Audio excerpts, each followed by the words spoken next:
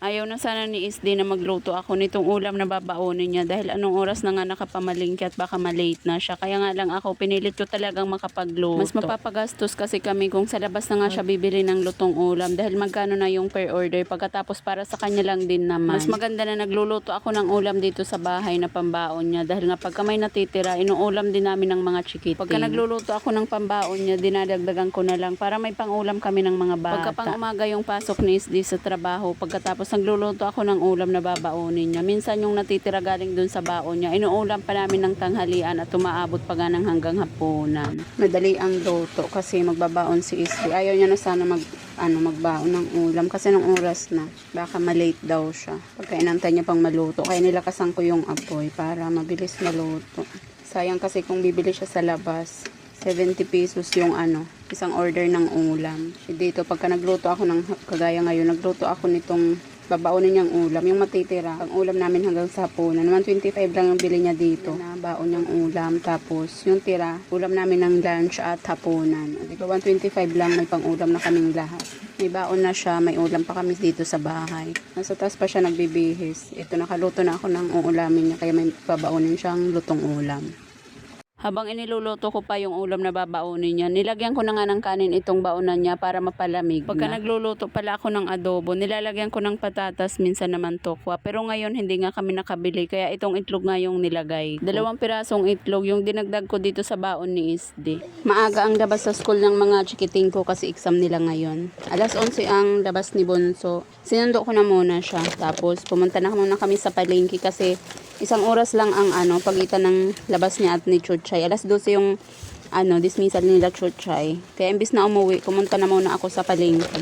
Pagkasundo ko kay Bunso, pumunta kami palengke. Namili ng paninda. Ayan.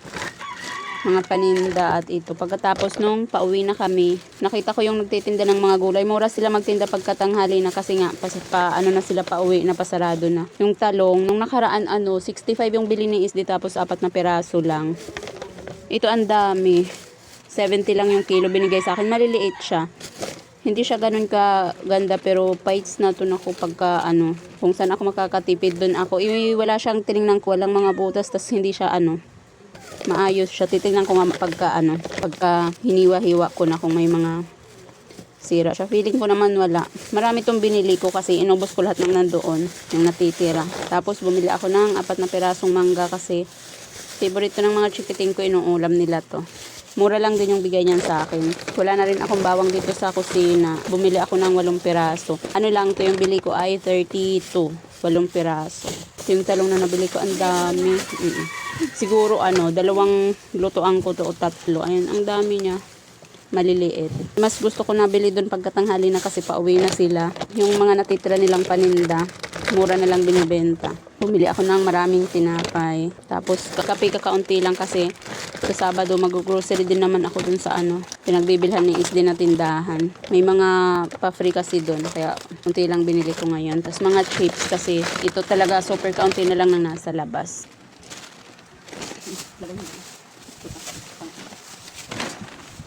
Kaso yung ate.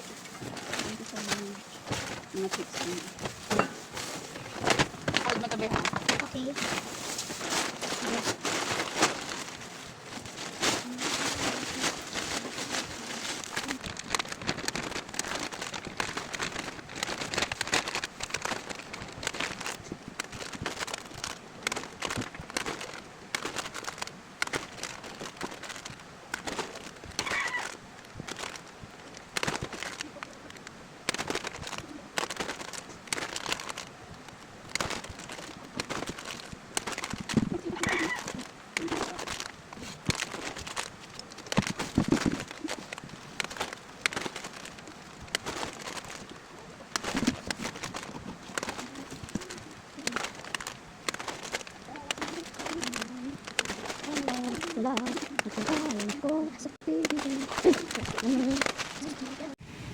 Kain tayo langga. Ngayon lang ako kakain alas 4 na. Ngayon lang ako magtatanghalian kasi kanina pagkasundo ko kay Labonso at kay Chuchay, dumaan na muna ako sa palengke, namili ng mga paninda.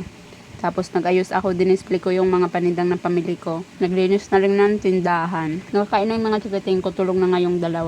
Yung panganay ko naman, pagkarating kanina natulog ka agad, kaya kakagising lang ngayon kakain siya. Kain tayo lang ga. Nag-ihaw lang ako ng talong. 5 piraso to.